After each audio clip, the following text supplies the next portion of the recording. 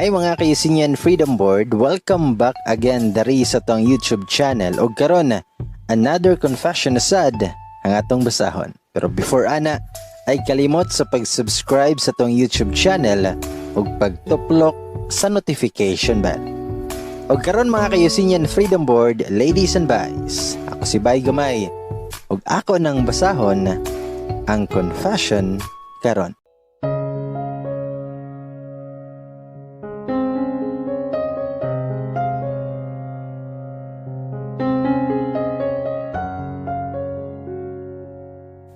Hi bye, og sa tanang mga naminaw karon.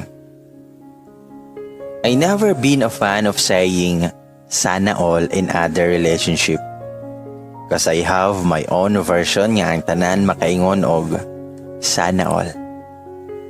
Sana all walay gitaguan. Sana all di masakpat. By the way bye, tawagan lang ko sa pangalan nga Thea. Simple ra ko na pagkababae. Di ko suko isa Watson. Di ko kabalo mga arte. Di ko ga-makeup. Di ko gasuot ang mga branded na gamit. Wala ko skincare routine. Wala ko gapa-reband. Wala ko gapa-nail care. And I am happy and contented with what I look and have. I know from my heart nga my husband accepted me for what beauty God gives me. Exotic beauty, walang katulad. I was living my life to the fullest. Happy ko permi in our entire relationship. Mag-away mi pero dili maabtan og buntag, maayos rasad. And I cannot ask for more. Only to live long and healthy life with my parents, hubby, and baby. I met my husband way back 2015. Siya si Ali. He is from Middle East and he have a business. And I am his second wife. They are allowed na daghan og asawa kay Musliman siya. And I know in his situation nga no nangita siya og lain, which is ako iyahang nakitaan. His first wife have a serious illness nga wala na'y kaayuhan and she cannot give the happiness that her man needed. His wife accepted me and his son also. Sa among pag-uyab-uyab pa lang namo, we are fighting all odds.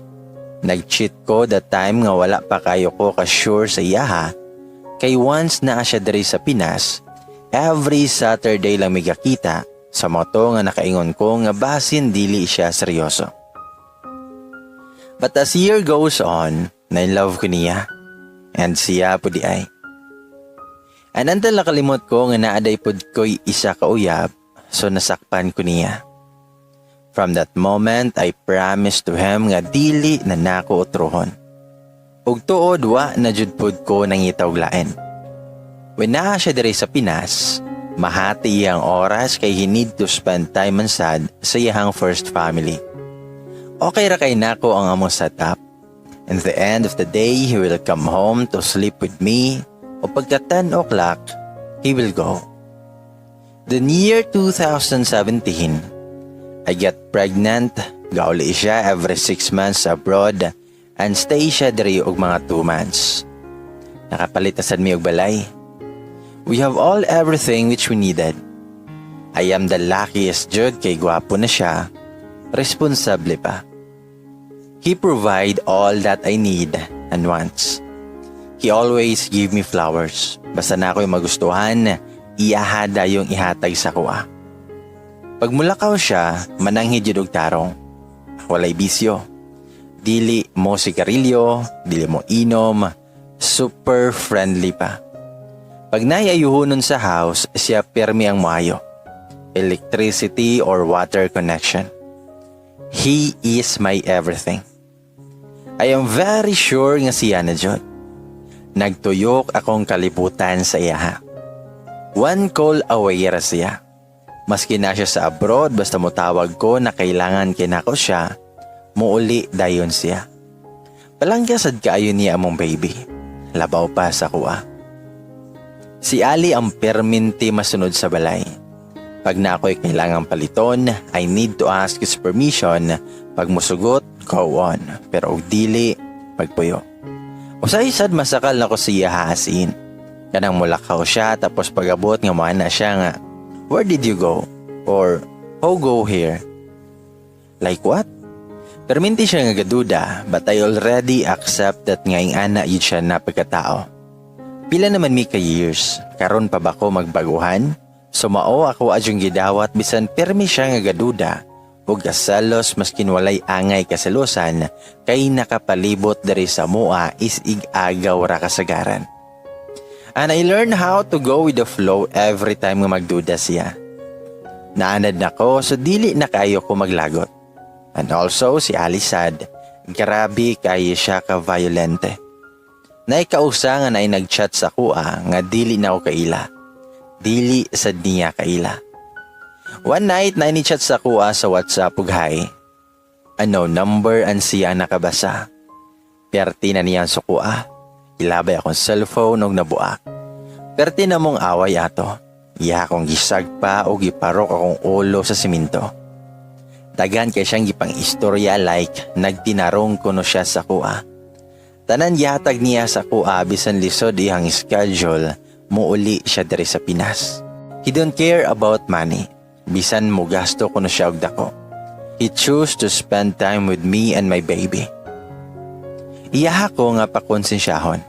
Bisan wala ko'y gibuhat na dawtan. Ako tawon parte na kong sorry maskin wala ako kay ilato nag-chat.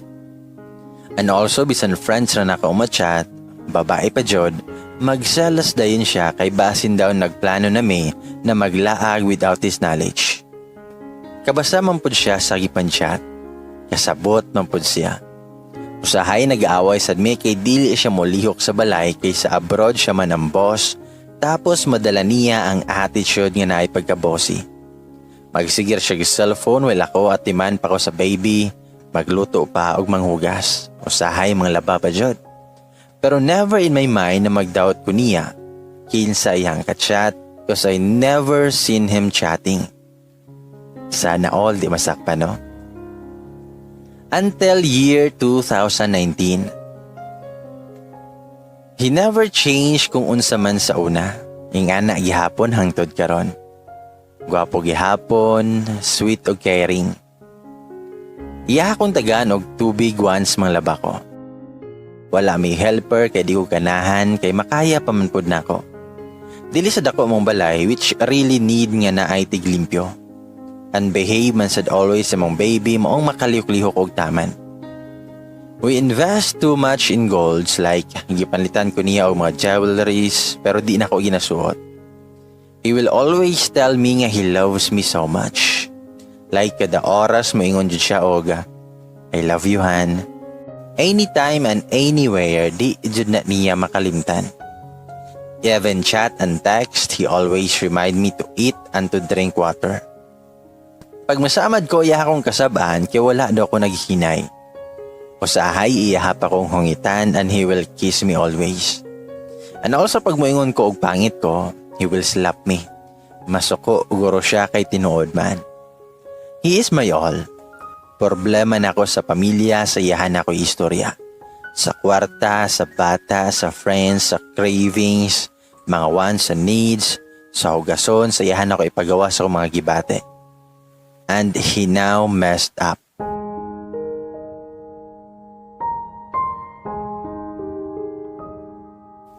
Asan ako ni ipagawas? Sa akong parent? No. I don't want them to judge Ali. Most of all, I will not let them to blame me for choosing Ali. Kaysa una, taghan ba kay na sila og istorya about siya. And I don't want them to conclude anything because he done some mistakes towards me. Friends, I don't have true friends na asa ko mga judgmental friends maong di ko mapagawa sa ko ang mga gibate sa ilaha kay katawan ra ko pag magtalikod ko. And here I am sending my story here because I'm in the point na suicidal na kay ko gunahuna. Si baby na lang jud akong ikuptan og maayo nga di ko magpadala sa akong gibate. And please send me some inspirational advice. Kung mangutan na mo og naunsa, ingani ang hitabo. Miuli siya nga medyo late na. 8:30 na. Dapat ang sabot namo is 6:30. And when he come home, he hugged me tightly. And he said we will go somewhere. Guba niya ako mama. Kilig kay ko kay abi na kong i-surprise ko. Like what he usually do. Sige og asa and he said secret daw. So we go there. Sus kay pag-opening raman di ay sa Christmas tree sa city. Yet I enjoy too much. Daghan na kayo og lights. Daghan pod kayo og tao. We are so busy taking pictures. Pero natingala ko nga mulayo siya sa mua. Wala na ko gimain kay base na ay family sa first wife niya na makakita. Though her first wife knows about us. He let me use his mobile kay iPhone 11 man iyang cellphone. Ang nakuha ato kay Aston man niya mas nice og kuha iyang cellphone. Hangtod sa nahuman me. We go inside the car and her it goes na. Mayon ako mama, nga Thea, pasahay ko sa mga pictures sa messenger. Itubag ko nga oma, wait lang. So siya kay busy man sa pag-drive, akong gi-open iyang cellphone o akong gi-open iyang messenger o sa dihang namugnaw ko galit. Dili akong Facebook ang nakalagin. Wala man sa siya Facebook. So I read nga daghan kay siya og ka-chat na mga babae. So wala ko nag-react dayon. Ako ang gibasa. Gi-sure na ko una og siya ba jud ang nagamit ato nga messenger. Then I found out nga siya jud di ay kay naman iya mga picture nga gisend didto sa babae. Nag-send pa og iyaha.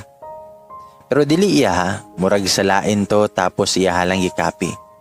Naay mga I can't wait to see you soon. Naay I'm here in the Philippines. Do you want to meet me? O guban pa. Pero I did not read any I love you or mga sweet. Tanan didto mga landi-landi lang. Napay Pinay nan ingon og I'm poor. Send me money. And the worst is, nasa mga naka-video call nga tag 30 minutes, 40 minutes nga lain-lain nga babae. Itulo akong luha, nihila ko sa kasakit. Pero wala siya kabantay kay nagsabak man kong baby. And he was busy talking with my mother dear. Then mingon siya nga, Han, you want to buy food or something? Mingon ko nga, no, we will go home na straight. Itubag siya nga, we will buy rice na lang cause we have food in the house pa naman. So nipalit mi og rice, so pag magpalit, drive na siya pa uli. Tinakabantay siya kadugayan nga wala na ko katingog og sige ra kog cellphone. Mingon si Ali nga, what makes you busy, Han? Mitubag ko nga, wala oy, pinabundak. Og mingon ako mama nga, gisapot. Gilog niya ang cellphone din he look and get shocked. Sana all hawod mo tago og sikreto. Then he hold my hand and said, uy. Then moment of silence na. Kusog kay siya nakapadagan while ako gatulo akong luha. Akong mama gihilom lang. Kabaw na to siya nga nagbikil mi. When we reach in the house, ni baba dayon ko sa sakyanan. Din akong mama ni uli na sila. Silingan raday mi sa akong mama. Nisulod ko sa room din nihila og taman. Tapos akong baby kay sigig ako sa kuha kay nakasabot siguro siya. 2 years old na ako ang baby. Dinabot siya, sigig sorry. First time I heard him saying sorry. Tinana siya nga sumbagon daw na ako siya or sagpaon. Pasakitan daw na ako siya og taman kay mali daw niya. So I pushed him on the wall. Pero dili ko ang impact kay pila rugod akong strength compare siya, di ba? So nag-away mi og taman. Dinana ako nga no. Why? Nganong imong gibuhat sa kuha? Asa ko nagkulang? Did I less care about you? Nahalos gani unahon ako siya before mong baby. Ginalutuan ako siya og pagkaon before my food. Amay ugly. Dinana siya nga. Pero binisayon lang na ako. Ana siya nga, sorry kayuhan. Pero wala pa numi nagkita ato nila. Walay nahitabo na mo. Friends lang mi ato for pastime lang kay board ko. Like, nasakitan ko kay walay nahitabo ninyo. Mayog naan na lang unta para at least malamian kang o wagana ka. Pero bitaoy, nasakitan ko kay bisan gamay na pagduda wala jud na ako nabuhat siya. I never think the possibilities na one day he will make FB account just to have friends who can pass time with him. Wala ko ga-expect nga mangita siya ka-chat cause to think we are chatting 24/7 once na siya abroad. Ug diri na nako na-connecta ng kabaguhan na iyahang ginalihok pero wala lang nako gimain kay abi ko lang na inana lang siya. Before that happened, God gave me a sign that he cheat on my dream. Kidamgo ko nagdala siya og girl sa balay ug nasakpan ako. And I tell him about that. Ana siya na it will never happen cause he love me too much. And I feel that really. Pero mo na dito inassign ni Lord para ma-prepare ko sa mahitabo. And it happens 2 days after that dream. Grabe kamayo ang Ginoo nga bisan ako ga-pray siya ha perminte. Still he prepare me on those possibilities. He changed a lot. Pero wala na ako napansin. Before, he will hug me tight while sleeping maskin electric fan lang ang mga gamit. Pero karon nag-aircon me pero magtalikod siya sa kuha matulog. Wala na ako gipansin kay basin initan lang siya o dili siya ganahan. And I did not remember nga mihilak siya before nga na siya sa abroad kay dili siya katulog kay wala ko sa iyahang kagakos matulog. Before kung na ako'y mga buhaton sa balay, niya akong ginatabangan. Karon iyahan na lang kong pasagdan. Magsigir siya tanaw YouTube. Ambot ya YouTube ba siya itong panahon na.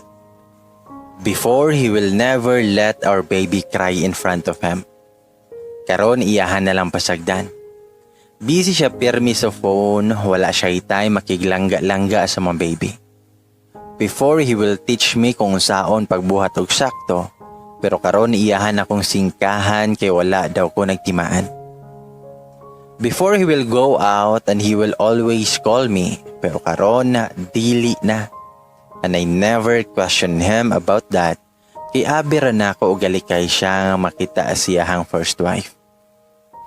Before when he will go out, he will make sure nga molig pinakalit to check on me kung nagunsa ko. Or base na inibisita sa kuha na lalaki. Pero karon wala na. Abira na akong nagbago siya o wala na nagduda. Before, he will always appreciate little things I did. Like manghinlo ko, mas kintasala lang. Pero karon giapil na ako among gawas og limpyo. He never appreciates. Before every morning when I wake up, he used to talk to me sweet words na maka-inspire jud. Pero karon, diretso ra siya bangon. Mato sa gawas, tanaw daw og YouTube. Before ko magluto ko, dili na siya moingon na unsa man ni. Wala man ni lasa pero now, bisan paglami imong pagluto, magsigi og reklamo. And worst is before dili siya matulog didto siyang first wife. Pero karon, murag perminti na siya didto day and night. I never asked him why. Kay abi nako nga he want to spend time with his son. Pero what if wala siya natulog didto? Usaon ako pagkabalo. Wala ko'y kalibutan sa panghitabo. I never imagined my life without him, but I never imagined also that he will cheat on me. Abi nako nga he is very faithful to me pero di ay loyal lang siya. Motulor akong luha every time I ask myself kung asa ko nagkulang or asa ko napasobra. And every time I ask him about that, siya pang masuko. Dapat ako man diba? He cheated and he did not give me explanation. Iyaharang gidelete tong FB account in front of me. Wala ko'y kalibutan kung sa pa ilahang mga gipang istoryahan kaya wala man ako nabasa tanan. And I tell him also nga what if wala na ako nabasahan. Padayon gihapon kasi mong gipang buhat until mag-meet na mo. And then mihilak siya. And now he complains a lot kaya nagbago daw ko. He have to deal the changes I make towards him. Dili ko katutok siya og taman cause I always notice his eyes telling lies. And he become more sweeter these days after siyang nasakpan, kina-update ko niya pirme. Pero ako, pirme ragaduda. Di siya ka-blame sa kuha kay I give my all to him except siyang once kay di ko ka-afford man. Then nakalimot ay ko na his biggest dream is to taste a virgin girl nga dako og hinaharap og dako og lobot daw. Cause he is not my first. I remembered nga I compile the pictures of Ivana and sent to him. Ingon siya nga lami kayo. Pag makakita sa yung chicks, I always tell him han nga na chicks ba? Dili ko magsalos. Mutanaw po siya sa chicks cause ana ako ka-sure nga dili siya mag-cheat.